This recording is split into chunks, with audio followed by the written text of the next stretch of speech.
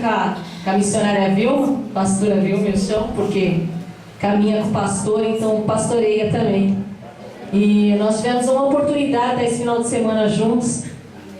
Nós tivemos um encontro de líderes ali em Peruíbe, onde nós tivemos a oportunidade de reunir 37 lideranças entre pastoras e missionárias. Glória a Deus. Estávamos ali com 20 ministérios diferentes, ministérios aqui do ABC, ministérios da Baixada Santista. E o Senhor fez grandes coisas ali naquele lugar.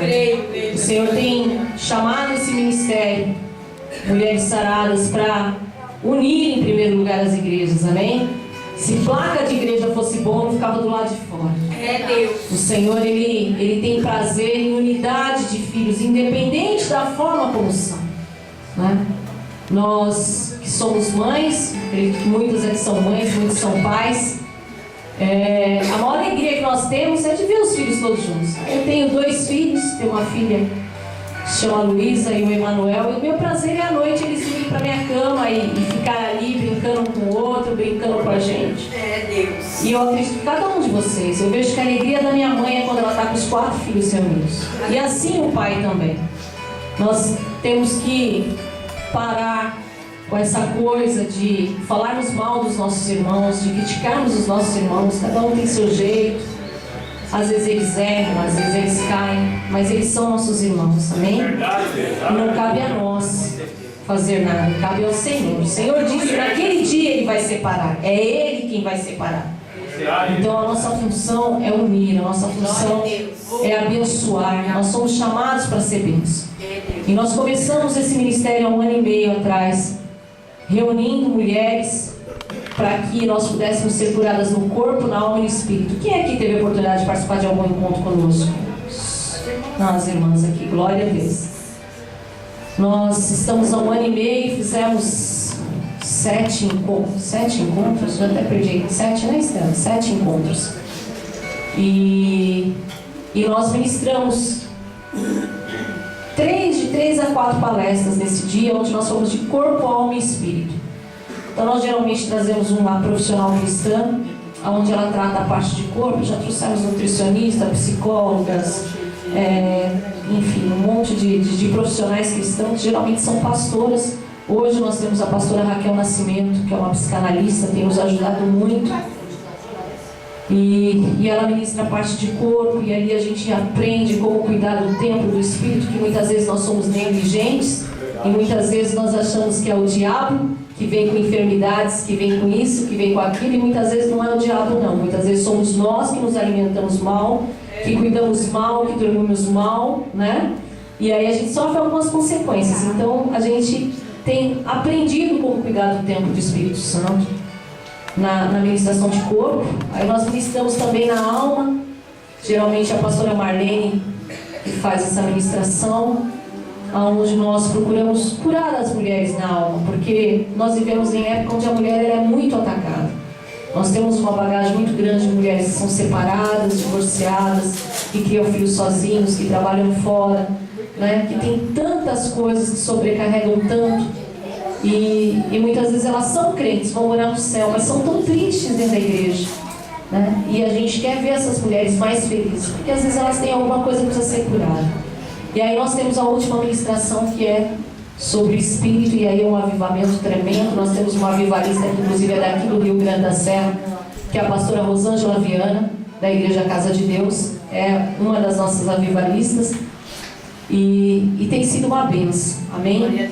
E quando nós temos algo que é uma bênção, as pessoas querem fazer igual. E nós tivemos assim um grande privilégio de ver os maridos, porque hoje nós temos mais de 25 parceiros que caminham com a gente.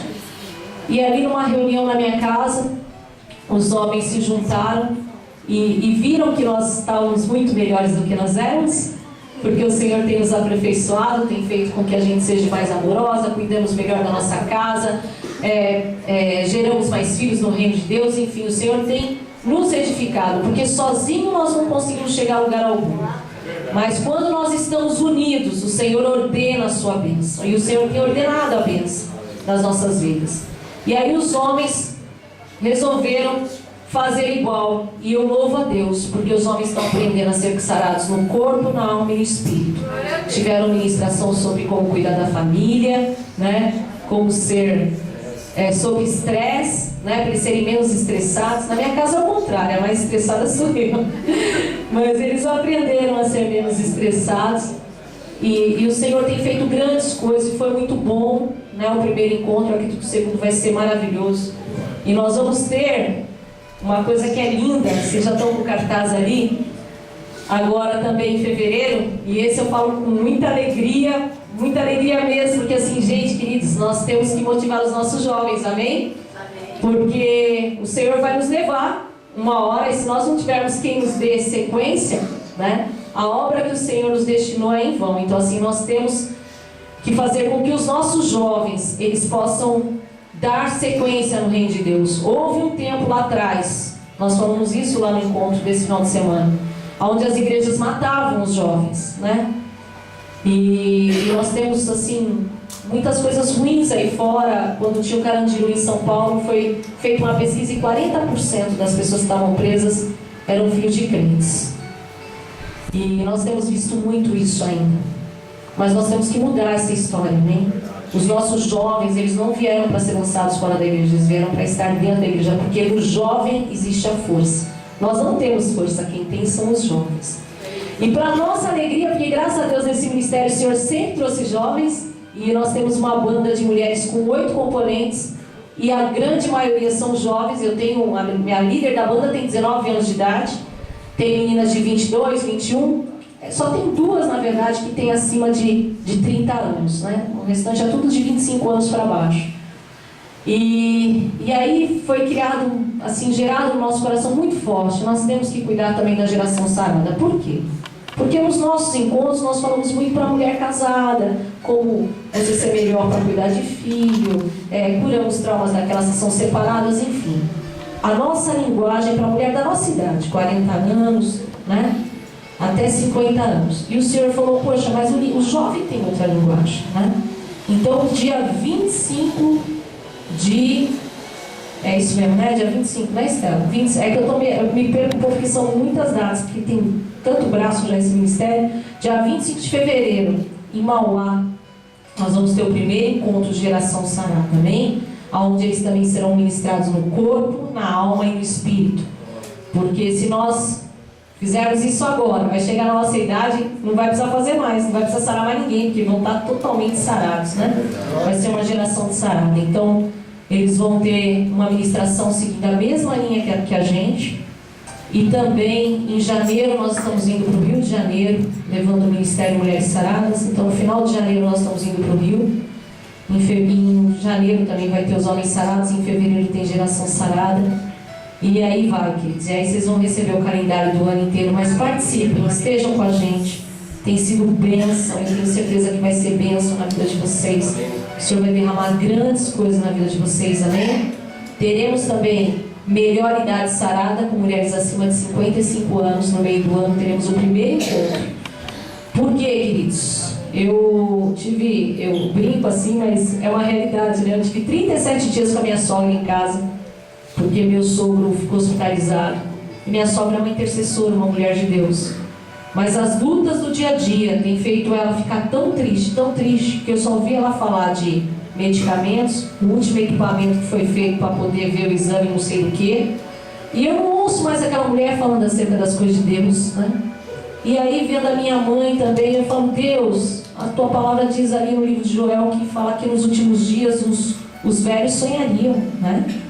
Então nós temos que fazer com que as nossas pessoas de idade sonhem, porque o mundo está levando eles para o bingo, o mundo está levando eles para fazer passeio, e nós na igreja, o que nós temos feito com eles, né? Muitas mulheres perderam já seu esposo, porque já chegaram a uma certa idade, os filhos já casaram, e elas estão tristes porque elas acham que não tem mais razão para viver. E nós queremos fazer encontros com mulheres acima de 55 anos para mostrar que existe razão para viver. Existem asilos que precisam de visitas, existem orfanatos que precisam de crianças, que tem crianças para serem visitadas. Existem tantas coisas na obra de Deus que elas são importantes para fazer, né? E que elas não precisam achar que elas não têm mais nada para fazer, porque elas têm muito que fazer, amém? Nós estamos vivendo uma época onde a igreja tem mudado como ela era antigamente. Antigamente as pessoas de idade eram as colunas da igreja. E hoje você quase não vê mais círculo de oração nas igrejas, né? E parece que as pessoas de idade estão cada vez mais distantes, cada vez mais distantes. Então nós vamos estar trabalhando isso também, amém, queridos? Então eu quero dizer assim que é um prazer muito grande estar aqui com vocês. Nós congregamos na comunidade Manancial da Família ali em Mauá. Nós moramos em Santo André, mas congregamos em Mauá. E temos também esse ministério com visão interdenominacional que o Senhor tem nos abençoado muito. Glória a Deus. E para nós é uma honra ter conhecido o pastor Arthur, pastora Vilma, um homem que acreditou na gente desde o começo e nos apoiou, amém? Glória a Deus. E eu queria ministrar, né, para vocês hoje o tema, né, que foi colocado desse encontro, que está em João 14. Nós vamos estar dando uma acompanhada aqui, mas se vocês quiserem abrir a Bíblia, nós vamos estar falando especificamente do capítulo inteiro, porque esse capítulo inteiro ele é muito tremendo e ele narra acerca de coisas muito profundas. Então não dá para pegar aquele texto somente de eu sou o caminho, a verdade e a vida, porque o contexto todo desse capítulo vai nos levar a um entendimento daquilo que o Senhor espera de todos nós, amém? Amém. Então a partir do 1 diz assim: não se turbe o vosso coração, credes em Deus, credes também em mim. Na casa de meu pai há muitas moradas. Se não fosse assim, eu vos teria dito: vou preparar-vos lugar. E quando eu for e vos preparar lugar, virei outra vez e vos levarei para mim mesmo, para que onde eu estiver estejais vós também. Mesmo vós sabeis para onde eu vou e conheceis o caminho. Disse-lhe Tomé: Senhor, nós não sabemos para onde vai, e como podemos saber o caminho? Disse-lhe Jesus: eu sou o caminho, a verdade e a vida. Ninguém vem ao Pai senão por mim. Se vós me conheceis a mim, também conhecereis a meu Pai, e já desde agora o conhecereis e o tem visto.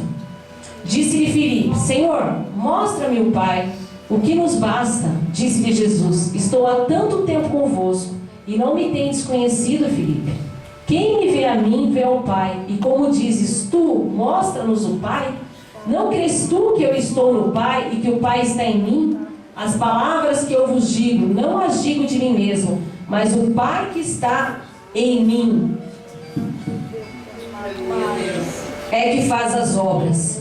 Crede-me que estou no Pai e o Pai em mim. Crede-me, ao menos por causa das minhas obras. Na verdade vos digo, que aquele que crê em mim também fará as obras que eu faço, e os fará maiores do que estas, porque eu vou para o Pai.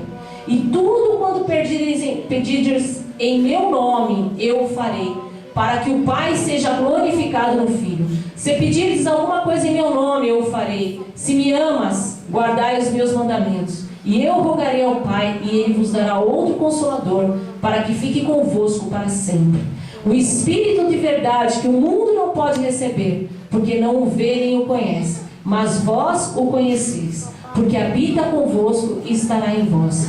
Não vos deixarei órfãos, voltarei para vós. Ainda um pouco, e o mundo não me verá mais, mas vós me vereis, porque eu vivo e vós vivereis. Naquele dia conhecereis que eu estou em meu Pai e vós em mim, e eu em vós. Aquele que tem os meus mandamentos e os guarda, esse é o que me ama. E aquele que me ama será amado de meu Pai, e eu o amarei e eu me manifestarei a ele. Disse-lhe Judas, não o Iscariotes: Senhor, de onde vem que te has de manifestar a nós e não ao mundo?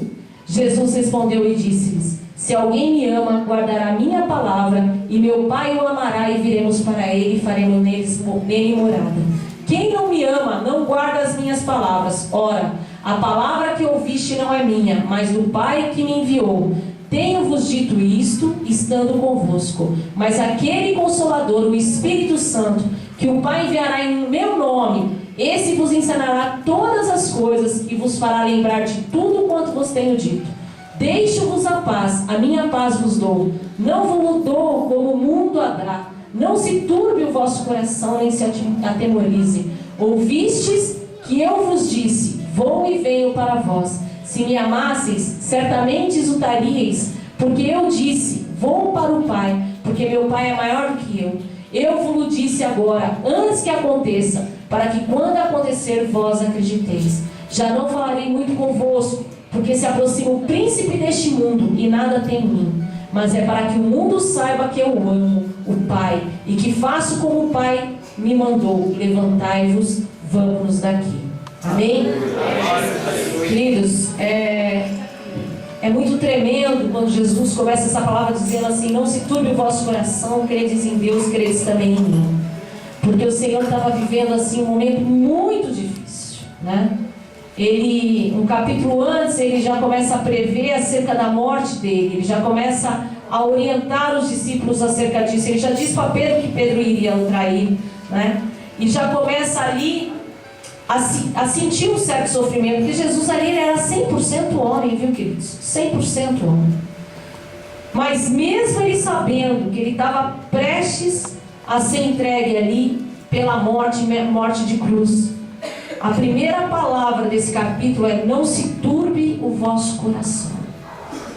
Então, queridos, eu quero dizer para vocês que eu não sei qual é a situação de cada um aqui, eu sei qual é a minha. Mas uma coisa é certa, nós não podemos turbar o nosso coração. Porque o Senhor Jesus, mesmo sabendo que Ele viria passar pela morte e morte de cruz, Ele nos orienta a isso. E Ele não turbou o seu coração. Então, mesmo que nós estejamos perto a morrer, nós não podemos turbar o nosso coração. E o que é turbar o nosso coração? É ficar com que o nosso coração fique perturbado, o nosso coração fique ansioso. E quantas coisas, querido, nesses dias vem fazer com que o povo de Deus tenha o seu coração perturbado. Quanta ansiedade, quantas preocupações. E a palavra de Deus cita tantos versículos onde o próprio Jesus nos fala: não andei ansiosos por coisa alguma, né? O amanhã pertence a Ele. Ele cuida das aves do céu, Ele cuida das flores, quanto mais de nós que somos filhos. Mas a ansiedade, essa correria, essa loucura que nós temos visto acontecer, né? Essa globalização, essa coisa que corre tão rápido, parece que ela está vindo de uma forma que nós não conseguimos mais ter paz, né? Eu ainda vindo para cá, falei: nossa, ninguém pode falar que o Rio Grande da Serra não é uma cidade do interior. Que a gente veio por dentro e tinha tanto mato, né? E a gente quase não vê isso. Eu vou em Santo André, lá já é muito mais, assim, né? Tem muito mais moradia. Mas mesmo tendo esse monte de mato, eu tenho certeza que o Rio Grande da Serra já é uma cidade que foi invadida por essa pressa, por essa opressão, por essas coisas que tumultuam tanto o nosso coração. E o Senhor fala: não deixe com que o seu coração fique turbado. Credes em Deus, credes também em mim. Por que o Senhor fala isso? Porque, queridos, quando nós estamos com o nosso coração ansioso, quando nós estamos com o nosso coração perturbado, nós deixamos de crer em Deus. Não tem como crer se o seu coração está tão agitado, mas tão agitado, que você começa a agir da forma como você acha que você deve agir. Porque quando nós esperamos em Deus, nós conseguimos ter paz, mesmo em meio à turbulência, né? Eu trabalho fora, sempre trabalhei fora. E fazem 6 meses que eu saí da empresa onde eu trabalhava, e eu nunca fiquei 6 meses desempregada. Nunca. Nos últimos 5 anos, eu passei acho que por 5 empresas, onde todas elas eu pedi demissão para ir para outra, pedia demissão para ir para outra. E o Senhor permitiu, né? Eu ser mandado embora. E assim, quem me conhece, né, de muito tempo, meu marido, amigas que me conhecem, sabe que era humanamente impossível me ver da forma como eu estou hoje. Humanamente impossível, né? Mas literalmente, queridos, eu estou sentindo uma paz tão grande. Eu falei para a Estela esses dias: eu falei: Estela, não dá para... Ela falou: Rita, mas você não está preocupada? Eu falei: Estela, não dá para te explicar o que eu estou sentindo. Porque eu estou em paz. A minha vida está na mão de Deus, né? E eu tenho orado para Deus só: Senhor, o Senhor sabe qual é a minha profissão, o Senhor sabe o quanto ela me tira, às vezes, a tranquilidade, o quanto ela mexe comigo, porque nós somos humanos. Mas, Senhor, eu quero algo que me dê paz, Senhor, porque hoje a minha maior paixão é o chamado que o Senhor me deu, é para isso que eu quero viver. E o Senhor tem abençoado, o Senhor tem sustentado, o Senhor tem trazido paz, não tem faltado nada para mim, nada para o ministério, porque eu sou a maior mantenedora do ministério, porque o ministério é interdenominacional, então não tem uma igreja aqui por trás que o sustente. Então eu sempre fui a maior, né, mantenedora. Mas, queridos, quando nós cremos que o Senhor é a nossa provisão, Ele tem sido uma arma mantenedora agora. Ele tem provado que o ministério não depende de mim, não, depende dele. Porque em nada tem nos faltado. Muito pelo contrário. Nós ainda temos abençoado outros lugares quando nos pedem para ir. Levamos os equipamentos que o Senhor nos dá, levamos tudo. E o Senhor tem nos dado muita graça. Não tem faltado nada. E para minha surpresa, uma empresa que eu fiz uma entrevista 2 meses atrás, que eu nem imaginava mais que fosse chamar. E eu tenho uma outra fase aí para a semana que vem de entrevistas. E eu estou crendo, Senhor, se for da Tua vontade, se for realmente do Senhor, o Senhor vai abrir as portas, amém?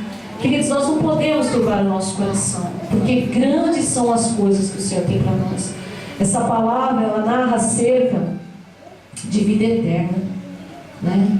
Ela não narra acerca de coisas terrenas. E o nosso coração, algumas passagens da Bíblia falam coração, algumas passagens falam alma, é o centro das nossas emoções. Mas o centro das nossas emoções, ele não vai prevalecer. O que vai prevalecer é o nosso espírito, amém? Então nós não podemos deixar com que o centro das nossas emoções venha a ser maior do que aquilo que Deus tem em nós, do que aquilo que o Espírito Santo, do que o Espírito de Deus tem para nós e habita em nós. Por isso que a gente não pode deixar o nosso coração nunca ser maior, né? Nunca deixe, querido. O nosso homem espiritual, ele tem que prevalecer sobre o nosso homem carnal, sobre os nossos sentimentos, sobre as nossas emoções. Não deixe que as circunstâncias te tirem da presença de Deus. Queridos, nós temos visto nesses dias atrocidades acontecendo no nosso meio, do nosso lado. Nós temos visto pessoas. Nós tivemos 2 coisas, assim, 2 testemunhos recentes na Baixada Santista, de pastores que se separaram. As esposas simplesmente resolveram deixar os seus maridos. Nós estamos com outro caso de uma levita que decidiu se separar. São pessoas, queridos, que não vieram do mundo, não. Porque quando vem do mundo, às vezes já vem com divórcio, às vezes já vem com uma separação, o outro lado já constituiu família, e aí você também não vai destruir já o que, já está tudo errado. Não tem mais como consertar. Então, vamos orar para Deus abençoar os 2 lados. Mas, queridos, coisas dentro da igreja, nós temos visto dentro da igreja, né? O mundo tem entrado dentro da igreja. As circunstâncias não têm feito mais as pessoas pagarem um preço. Pagar um preço de amar mais a Deus, de amar mais a obra de Deus do que a si mesmo. E isso serve para vergonha, para escândalo do nome de Jesus. O mundo tem entrado de uma forma terrível.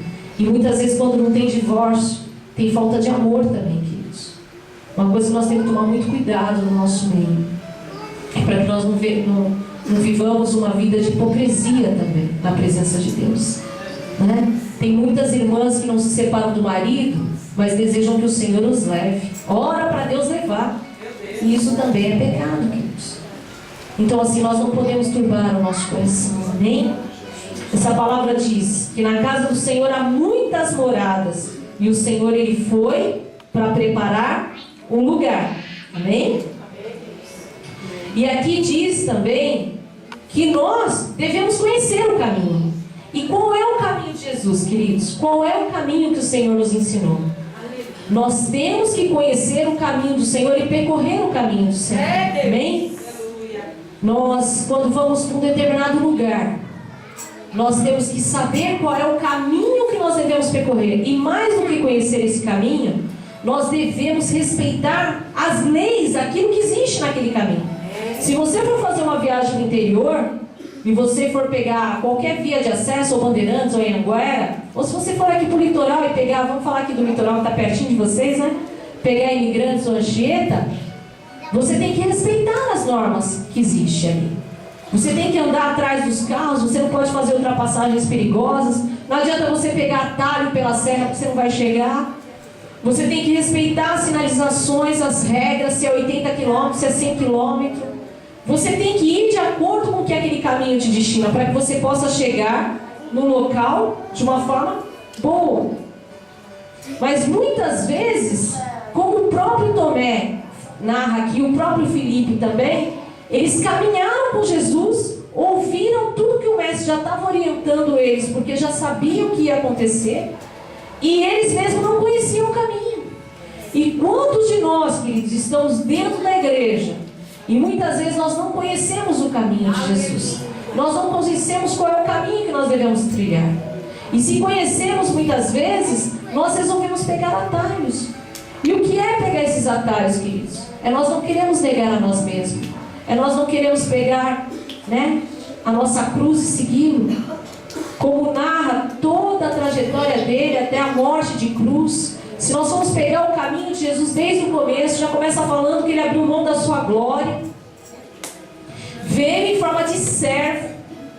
E hoje o que mais nós vemos, a dificuldade maior que nós vemos são as pessoas servirem. Hoje as pessoas querem ser servidas, inclusive por Deus, Mas a primeira coisa que ele nos ensina é que nós devemos ter nesse caminho um formato de servo, um formato de submissão, porque ele foi submisso ao Pai. Ele em nenhum momento passou por cima do Pai, e em nenhum momento ele quis ser igual ao Pai, em nenhum momento ele quis ser exaltado. Ele não permitia que ninguém o exaltasse. Muitos o chamavam de Senhor, de Mestre, mas ele mesmo não fazia isso. Então o caminho de Jesus é um caminho de servidão, é um caminho de humildade. Ele nasceu numa família humilde, ele nasceu num local humilde, ali na cidade de Belém. A trajetória dele foi aprendendo com o padrasto, o carpinteiro. Depois ele teve uma vida totalmente normal. Ele se preparou durante 30 anos, queridos. 30 anos de preparo para começar o ministério. E hoje nós vemos pessoas que acabou de se converter. Às vezes nós vemos pessoas que vêm do mundo com tanta bagagem, que não é do dia para a noite que se opera um milagre. Não, queridos, Deus pode operar. Mas às vezes é coisas tão terríveis que a pessoa carrega, e aí você bota ela na linha de frente. Eu vou pôr no louvor, nossa, ela canta tão bem. Mas a pessoa acabou de se converter, você bota ela na linha de frente, e ela uma vida inteira serviu o diabo, e agora ela quer servir a Deus. Aí a pessoa sai da porta lá para fora da igreja, e o diabo detona com ela. Detona na família, detona com o marido, detona com o filho. Porque nós precisamos ser preparados. Jesus preparou-os durante 30 anos, e ele era o filho do Rei dos Reis, do Senhor dos Senhores, do Criador. E nessa preparação dele, uma coisa extraordinária. Quando ele caminhava ali com seus discípulos, com seus apóstolos, ele ensinava o quê? A libertar os cativos, dar vista aos cegos. Ele pregava as boas novas do reino. Ele servia o tempo inteiro em amor. Ele não via a diferença de filho de soldado romano para um mais simples miserável. Ele curava uma mulher ali com hemorragia, que diante da lei era proibido ele chegar até perto. Ele ali cura ela, e mais do que curar ela, ainda fala que ela mesma é que se curou, porque a fé dela que levou ela a isso. Então ele exalta as pessoas. Esse é o caminho de Jesus que nós temos que aprender. Quando ele fala que ele é o caminho, nós temos que aprender a viver esse caminho. Amém, queridos? Glória a Deus. E mais do que isso, a maior coisa que Jesus fez, o maior de tudo que ele fez, foi a morte de cruz, queridos. Porque para que haja ressurreição precisa existir morte. A finalização do caminho dele aqui na terra foi morte de cruz. Quantos de nós não queremos morrer, queridos? E morrer é nós abrirmos mão daquilo que nós julgamos tão importante, é abrir mão do nosso ego, é abrir mão, daquilo que nós achamos que nós somos tão bons, mas tão bons. E muitas vezes nós não estamos dispostos a morrer para que haja ressurreição de uma nova criatura dentro de nós. Muitas vezes morrer é você ceder para o seu marido. Porque quantos esposos hoje não se convertem porque não tem palavra de testemunho dentro de casa? Quantos filhos hoje não se convertem porque não vê um caminho de vida na mãe? Muitas vezes a mulher dentro da igreja, dentro do ministério, é uma bênção, mas ela chega em casa e o filho vê que o ministério na verdade só serve para tomar ela dele. Ele acha que o ministério tira a atenção da mãe para ele, porque a mãe não ensina para ele que o ministério é bom. Às vezes não traz junto desde pequenininho para a casa do Senhor. Querido, você tem filho pequeno que bagunça na igreja, traz a casa do pai para fazer bagunça mesmo. Ele vai bagunçar onde? No mundo. É desde pequenininho que a gente ensina. E muitas vezes maridos também, o marido chega em casa, a esposa passou o dia inteiro o dia inteiro só fazendo a obra de Deus. E aí o marido chega em casa e a mulher não fez nada em casa. A gente tem batido muito nessa tecla, queridas. Nós temos que administrar melhor o nosso tempo. Nós temos que buscar em primeiro lugar o reino de Deus e a sua justiça, para que as outras coisas sejam acrescentadas na nossa vida. Mas nós precisamos administrar bem o tempo. Se nós temos um culto à tarde, nesse dia nós temos que acordar mais cedo, amém? Amém. Acordar mais cedo, deixar o almoço pronto, deixar a casa limpa, deixar tudo em ordem, para que o nosso marido chegue e fale: a minha mulher é excelente, ela faz tudo isso e ainda adora a Deus. E quando você chegar no culto na sua casa, você tem que chegar melhor do que você saiu, para ele sentir desejo de poder querer seguir o caminho que você está seguindo. A mesma coisa o seu filho. O que o filho da gente às vezes ouve? A gente fala mal do pastor, mal da igreja, mal do irmão. Aquele irmão faz isso, aquele irmão faz aquilo. O filho que é adolescente, sabe o que ele fala? Eu vou ser crente desse jeito, que nada, meus amigos do mundo são melhor. Porque meus amigos, eu não vejo meus amigos falando mal um do outro, eu só vejo um crente falando mal do outro. Que nós ligamos a televisão hoje e nós pegamos pregadores na televisão usando o horário nobre, ao invés de falar que Jesus veio para libertar e para restaurar, falando mal de outra igreja. Isso é absurdo, queridos. Como que o povo do mundo vai ver? Como que eles vão querer andar no nosso caminho? A palavra de Deus fala que os filhos das trevas, eles anseiam, eles aguardam ansiosamente pela manifestação dos filhos da luz.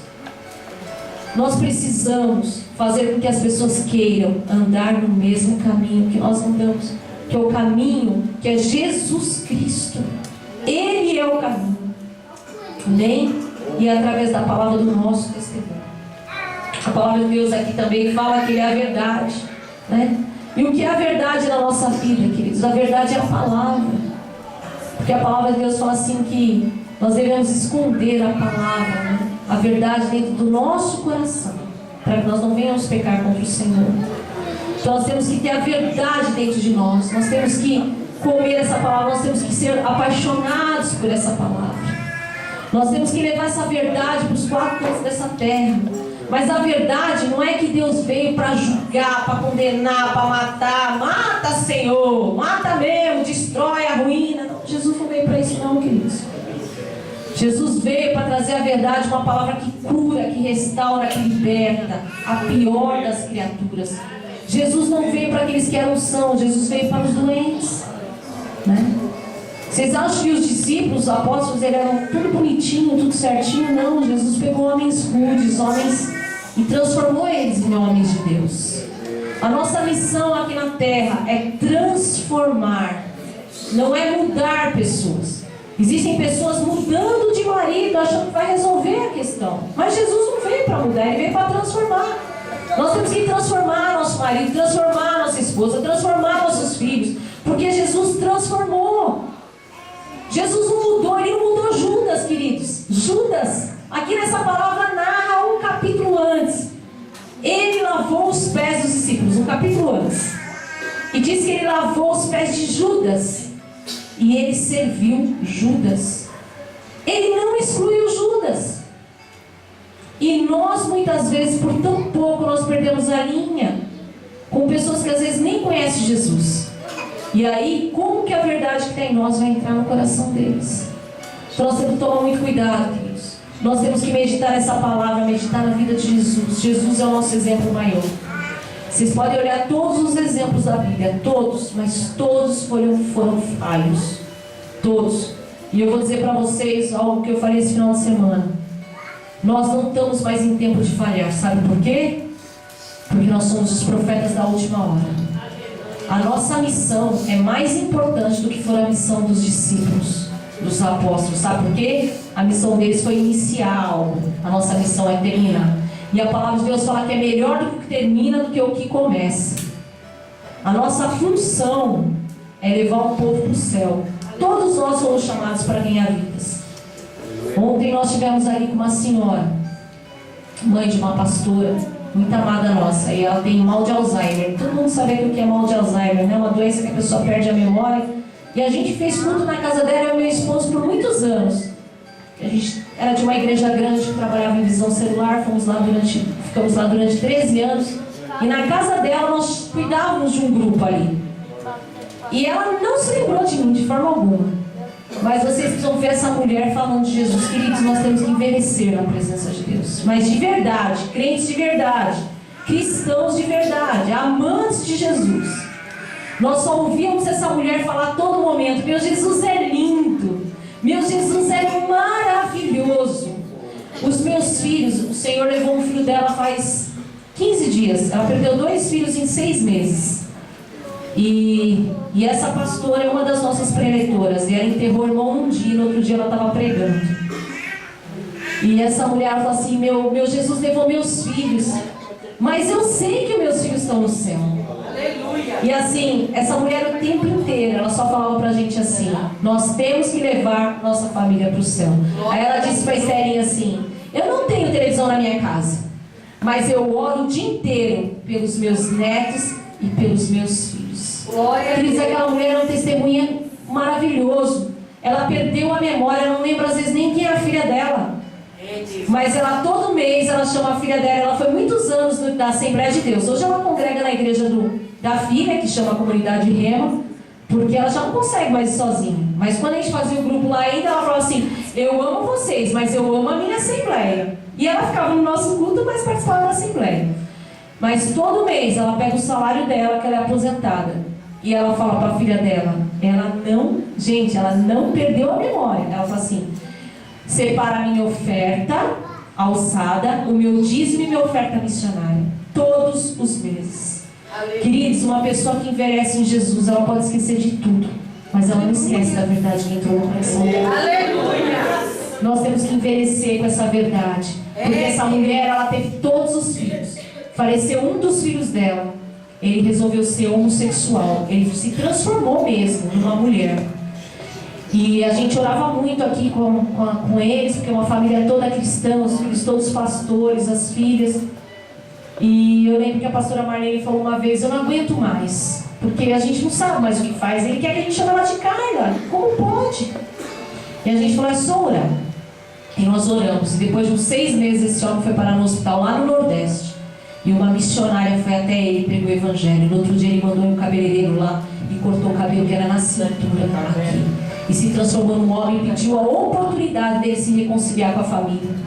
Deus trouxe ele para São Paulo com uma doença seríssima aqui, não tinha como transferir. Ele veio para São Paulo, pediu perdão para a ex-mulher, pediu perdão para o filho, pediu perdão para a mãe. Se batizou as águas, tomou a ceia e o Senhor recolheu. Aleluia. Isso é a oração de uma mãe que nunca abriu mão dos seus filhos. Amém? Então, quando nós, queridos, somos filhos de verdade, conhecemos a verdade, levamos a verdade, nossa família não vai perecer, queridos, porque na casa do meu pai há muita morada. Quando o Senhor fala que a casa dele há muitas moradas, é porque há morada para o seu filho, há morada para o seu marido, há morada para sua mãe, há morada para os seus, queridos. Não desista. Há morada para todos eles. Jesus foi preparar. A nossa função é só viver o caminho, a verdade e a vida. E a vida que nós temos que viver é a vida em Cristo. E qual é a vida que Cristo nos oferece? É uma vida, queridos, que não busca o próprio interesse. É uma vida que abriu mão por amor às outras vidas. É uma vida que não mediu esforços. É uma vida que não tinha preconceito. É uma vida que estava em todos os lugares, que ensinou cada um para dar sequência na obra que ele teve aqui na terra. Era uma vida tão preciosa, tão tremenda. O testemunho dessa vida de Jesus foi tão poderosa que 12 homens somente foram capazes de fazer com que o evangelho fosse difundido para todo mundo. E o nome de Jesus é o nome mais conhecido que existe no mundo. Tamanha foi o testemunho da vida desse homem. E o testemunho dele foi tão grande que foi o suficiente para fazer com que esses 12 homens morressem por amor a eles. Aleluia! Será que a vida de Jesus está em nós mesmos, a ponto de nós abrirmos mão e morrermos por ele? Se nós formos ver a maneira como esses discípulos morreram, queridos, foram mortes terríveis. Tantas Muitas pessoas condenam Tomé, mas a morte de Tomé por amor a Cristo foi uma morte terrível. Ele não era uma pessoa que desacreditava de Jesus. Ele só era uma pessoa que gostava de saber as coisas de forma certinha. Ele perguntava, é melhor perguntar para o mestre do que aqueles que ficavam falando mal por trás, né? Às vezes nós condenamos Tomé, falando, não, Tomé é um incrédulo. Não, Tomé não é incrédulo. Ele chegou para o mestre e perguntou, Senhor, como nós podemos conhecer o caminho? Isso não é incredulidade. Ele andava com Jesus, mas ele não entendia ainda muito bem as coisas. E o Senhor respondeu a ele, porque o Senhor nos responde, queridos. O Senhor sempre vai responder às suas dúvidas. Por mais que você ache que elas não são importantes, ou talvez você tenha até vergonha de perguntar alguma coisa. Eu acredito que Tomé teve vergonha de perguntar perto dos outros. Talvez ele tenha tido vergonha. Mas, queridos, não se envergonhe de perguntar nada para Jesus, seja a questão que for da sua vida. Expõe diante do Senhor, que Ele vai te responder. Se Ele não usar alguém para te responder, Ele vai usar a palavra dEle para te responder. Ele vai falar no seu coração, Ele vai falar aqui na sua mente. Mas uma coisa você pode ter certeza, queridos, Ele não vai deixar você na dúvida. Ele vai responder. Essa palavra diz também aqui que quem crê, né? Quem crê vai fazer obras maiores do que ele fez. Amém? E hoje, queridos, uma coisa assim que a gente tem conversado muito, nos preocupado bastante, é porque a palavra de Deus fala assim que em nome dele nós faríamos grandes coisas, mas nós não temos visto isso acontecer, né? Então nós temos perguntado, por que, Senhor, isso não tem acontecido? Por que a tua palavra diz que nós curaríamos enfermos, nós restauraríamos, né? Daríamos vista a cegos, abriríamos prisões de presos, e muitas vezes não é isso que nós temos visto no nosso meio. Mas essa palavra diz que se nós cremos, se nós acreditarmos, queridos, a palavra crer é acreditar. E a palavra de Deus fala que crer é a firme convicção das coisas que se esperam e não se veem. Crer é fé. Nós precisamos crer. Se nós cremos, nós vamos fazer obras maiores. Porque aqui diz, tem uma parte aqui que Jesus fala que eles deveriam crer pelo menos pelas obras. Aqui ó, no 12 fala assim, na verdade vos digo que aquele que crê em mim também fará as obras que eu faço, e as fará maiores do que estas, porque eu vou para o Pai.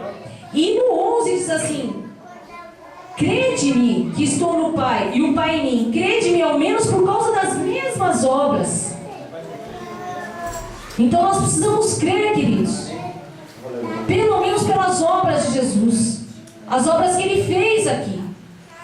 Nós precisamos crer nessa palavra, nós precisamos tomar posse dessa palavra, dessa verdade, e fazer com que ela, naquilo que nós achamos que é impossível, possa se cumprir, independente da nossa situação, porque Ele é poderoso para cumprir.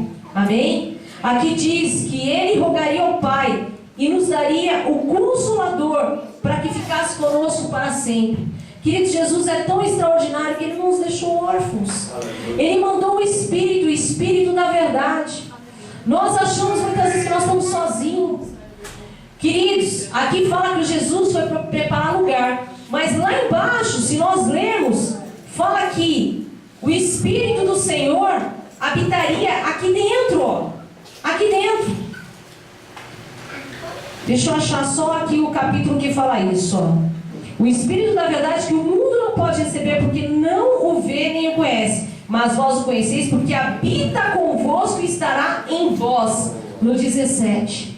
Essa palavra diz que o Espírito, o próprio Deus, o Espírito Santo, o Espírito da verdade habitaria em nós. Então por que nós estamos com medo de fazer a obra do Senhor? Por que nós temos medo de crer? Por que nós deixamos o nosso coração ficar turbado? Queridos, nós precisamos tomar posse do Espírito Santo de Deus que está em nós. Porque senão vai ficar difícil nós conseguirmos resistir esses dias. Por isso que muitos têm voltado, porque não têm crido, têm apagado a chama do Espírito que está aqui dentro. Glória a Deus. A tristeza do coração, a ansiedade, a preocupação, com tantas coisas, tem apagado o Espírito que está dentro de você. E cada vez você está mais fraquinho. E a sua alma está mais fortalecida. E quando o nosso inimigo, ele sabe que ele pode nos pegar aí, ele traz problema em cima de problema e nós não conseguimos vencer e superar. É, Deus. Nesses últimos tempos, queridos, nós precisamos ser valentes. Glória a Deus. Nós precisamos estar do lado de pessoas melhores do que nós. Nós temos percebido na igreja que quando está fraquinho, parece uma coisa, ele caminha com o mais fraquinho. Aí morre de vez, vai os dois morrendo de vez. Querido, se você está fraquinho, cola no irmão que esteja forte. Fala, irmão, faz que nem Moisés lá na guerra. Levanta meu braço, querido, eu não estou aguentando, eu preciso que você ore por mim. A palavra fala que é melhor que seja dois do que um. Nós precisamos ter pessoas de peso do nosso lado nesses dias. Senão nós não vamos conseguir resistir. Aqui o Senhor estava orientando os discípulos, porque ia vir algo muito terrível. Jesus ia sair, ia deixar ele sozinho. Ele sabia que quando ele fosse para a cruz, quando ele morresse, eles iam ficar completamente perturbados, tristes, ociosos, ansiosos. Então Jesus já estava preparando. E ele finaliza esse capítulo dizendo o seguinte. Ele diz assim: deixo-vos a minha paz vos dou, não vos dou como o mundo dá. Não se turbe o vosso coração, nem se atemorize. Ele fala duas vezes para não turbar o coração no mesmo capítulo. E queridos, essa paz, a gente tem visto pessoas buscarem, crentes buscarem, de forma errada. Nós temos visto hoje crentes que precisam ficar buscando em várias igrejas. Queridos, uma coisa é unidade. É lindo isso aqui, tem várias igrejas. Eu amo unidade. Nós reunimos 1000 mulheres em Santos. Em outubro, dia 1º de outubro. Mas, não sei, tinha mais de 1000 mulheres ali naquela igreja. É lindo, várias denominações, entre pastoras e missionárias tinha mais de 100. Foi maravilhoso. É lindo unidade. Mas divisão, Senhor, o Senhor não tem como operar. Você não precisa visitar a igreja da cura para ser curado, a igreja do dinheiro para ganhar dinheiro, a igreja da corrente, a igreja... Querido, se Deus colocou você num lugar, abençoe esse lugar, faz com que esse lugar cresça, ajude seus pastores, ajude seus irmãos na fé, porque a paz do Senhor, Ele está aonde o Senhor te destinou a estar. Se o Senhor te colocou no ministério X, é para você ali abençoar e ser abençoado. Aleluia, Deus. Não pense você que existe outro pastor com uma unção diferente, não, porque a unção vem do Pai. A unção vem de Deus. E se Ele escolheu, Ele vai capacitar. E a unção de curar enfermos, de restaurar cativos, de dar vista ao cegos, todos nós temos. Não existe pessoa, filho especial para Deus, querido. Quando Deus tem que curar, Ele cura. Hoje nós vemos muitas igrejas por aí que estão enchendo de pessoas que só vão atrás de coisas para satisfazer as coisas terrenas. É cura no corpo. Só que daí a pessoa não se firma. Ela é curada no corpo e vai para o inferno curada de tudo. Porque, gente, a cura no corpo não leva ninguém para o céu. A palavra de Deus fala que se o teu olho fizer pecar, o que você faz? Você arranca ele. Aí tem outros que vão porque, eu preciso ser próspero. Aí Deus até abençoa. Só que daí a pessoa é próspera, sabe o que ele faz? Sai fora da igreja. Às vezes o Senhor não está te dando, querido, porque Ele conhece a limitação de cada um. Deus não quer perder um filho, não. Deus não me deu um emprego até agora, porque com certeza, se eu estivesse trabalhando nesse período, eu não estaria fazendo tudo que nós fizemos para o ministério. Porque Deus, às vezes, Ele não quer dividir. Ele precisa que você avance na vida espiritual. Então Ele segura um pouquinho. É fácil? Não é fácil, mas o Senhor supre. Porque a paz que Deus dá, ela não é feita por dinheiro, por coisas materiais. Meu Deus, aleluia. As coisas que o Senhor nos dá, as bênçãos que o Senhor nos dá, a alegria que o Senhor nos dá, queridos, é proveniente de uma vida no altar do Senhor. Aleluia. Tem dia que eu chego na casa da Estela, que é o nosso escritório, é mais lá do que qualquer outra coisa, e ali a gente faz todas as coisas do ministério, e ela fala assim, eu não acredito, essa mulher chegou transbordante. E geralmente, queridos, eu estou transbordante porque não é porque eu recebi uma notícia boa não, porque Deus ele tem sido tão tremendo nas nossas vidas, que a gente chega transbordante com o testemunho que a gente recebe. A gente chega transbordante porque Deus falou uma palavra aos nossos corações. E é dessa forma que tem que ser, queridos. Aleluia. Queridos, nós não fomos chamados para viver nessa terra. Essa palavra diz que o Senhor vai nos levar para o céu. E lá nós vamos ter uma vida eterna. É lá que nós vamos ser felizes. Jesus não falou que nós seremos felizes aqui. O Senhor fala: neste mundo tereis aflições, mas tende bom ânimo. O Senhor não prometeu para ninguém que nós seríamos felizes, que nós não teríamos problema. Muito pelo contrário, a vida de Jesus foi uma vida repleta de problemas, de situações adversas, de tempestades, de desprezo, de humilhação. Jesus a vida inteira foi humilhado. Queridos, os apóstolos não apresentaram para nós esse evangelho mentiroso que se prega hoje. Nós ouvimos uma pregação esses dias acerca de Paulo. Hoje, se Paulo fosse entrar nas nossas igrejas, talvez ninguém acolheria Paulo. Sabe por quê? Paulo não tinha nada. Relata uma palavra que ele pede para Timóteo trazer a sua capa, porque o tempo ia esfriar. Nenhuma capa Paulo não tinha. Ele abriu mão de tudo. Hoje as pessoas vêm para a igreja para ter tudo. Naquela época o povo abria mão. Jesus abriu a mão de tudo e Paulo abriu mão de tudo. Paulo sofreu aflições. Era um homem que ia preso. Era um homem que tinha uma enfermidade, que ele disse que ele tinha um espinho na carne.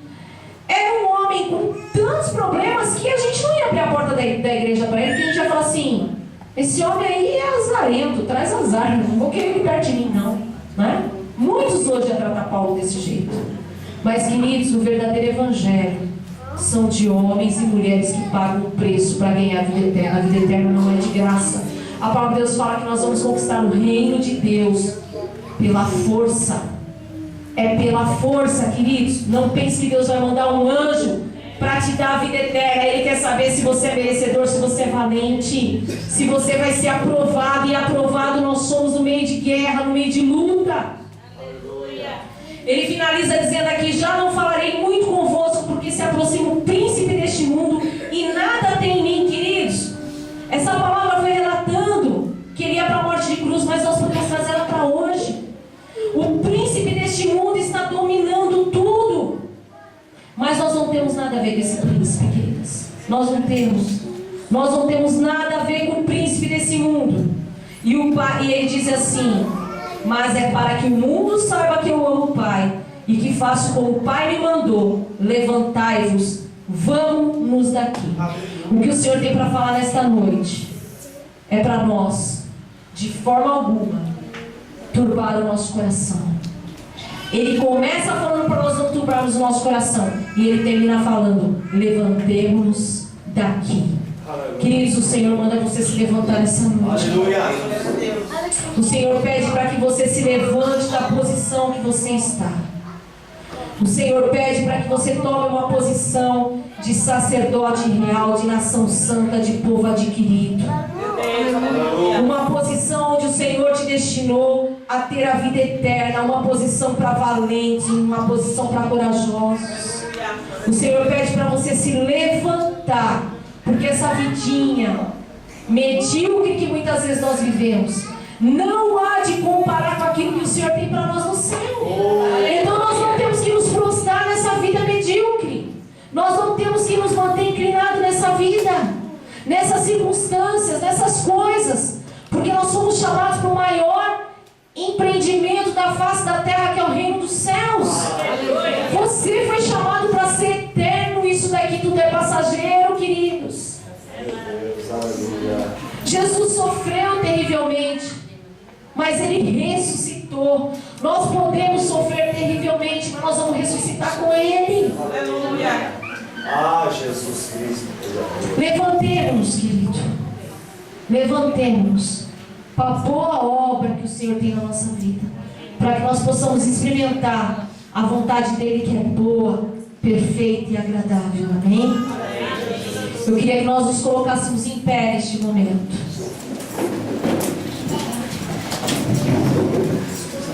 Eu vou fazer uma oração e vou colocar um louvor logo na sequência. Durante esse louvor, eu gostaria que você pudesse colocar sua vida diante do altar.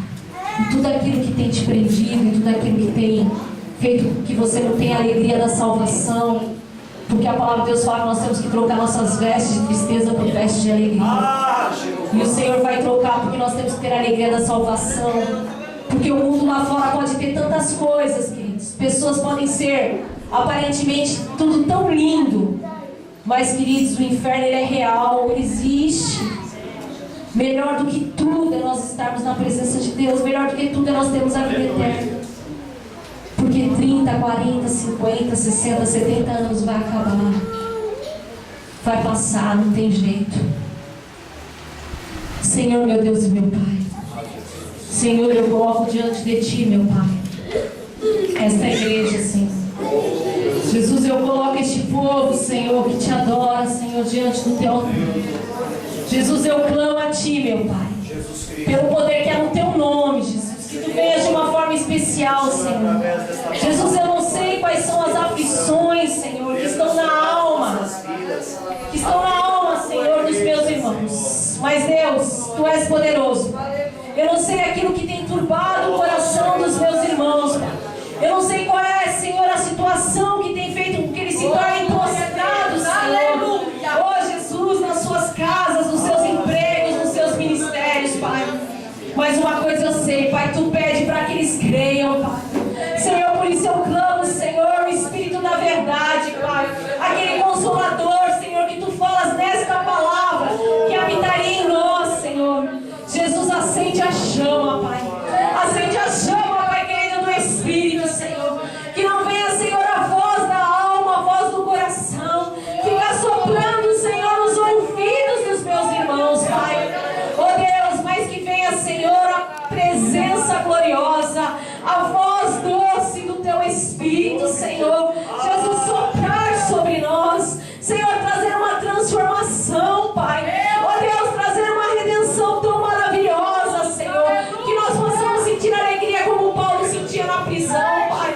Senhor, a mesma alegria que ele ali com Silas, Senhor, cantava louvores ao Teu nome. Senhor, como pode um homem num lugar sujo, num lugar frio, Pai, com fome, cantar louvores ao Teu nome. Oh Deus, é porque não vivia mais ele, mas Tu vivia nele, Senhor. Jesus, por isso que nós não venhamos viver mais nós, Pai. Mas o Senhor, Pai, o Seu Espírito, Senhor, venha viver em nós, Senhor. Oh Deus, recebe, Senhor, este povo. Recebe esta igreja, Senhor. Recebe, Senhor, esta liderança, Pai. Recebe, Senhor, a vida, Jesus. Oh Deus, deste povo que clama pelo Teu nome. A vida do pastor Arthur. A vida, Senhor, da pastora Vilma, Senhor. Oh Deus, recebe a família deles, meu Pai. Recebe, Senhor. Recebe, Senhor. Oh Deus. Oh Deus. Oh Deus. Vem, Senhor, sobre nós, Pai. Oh Deus. Vem, Senhor, sobre nós, Pai. Oh Deus. Oh Deus. Oh Deus. Vem, Senhor Jesus. Vem, Senhor Jesus, como Tu vieste no dia de Pentecostes. Oh Deus, com esse Espírito, Senhor. Deus que transformou em multidões de homens, Senhor. Jesus, toma, Senhor, as nossas vidas, Pai. Oh Deus, toma os nossos corações, Senhor. Aviva, Senhor, a Tua palavra. Aviva a Tua palavra em nossos corações, Pai. Levanta-nos, Senhor, nesta noite, para louvor e glória do Teu nome, Senhor. Levanta-nos, Pai querido, para que o mundo conheça, Pai. Para que o mundo conheça, Senhor, a manifestação dos filhos da luz, Senhor. E para que o império das trevas, Senhor, se dobrem, Senhor, diante a manifestação dos Teus filhos, Senhor. Jesus, nós reivindicamos essa cidade, Senhor, de Rio Grande da Serra, para Ti, Senhor. Senhor, os quatro cantos dessa cidade, Pai. Acampa, Senhor, os Teus anjos de salvação, Senhor. Que todo espírito maligno, Senhor. Oh Deus, que todo espírito de prostituição, de droga, de homossexualismo, de separação, de divisão. Oh Deus, que todo espírito de religiosidade que mata, Pai, venha cair por terra pelo poder que é no Teu nome.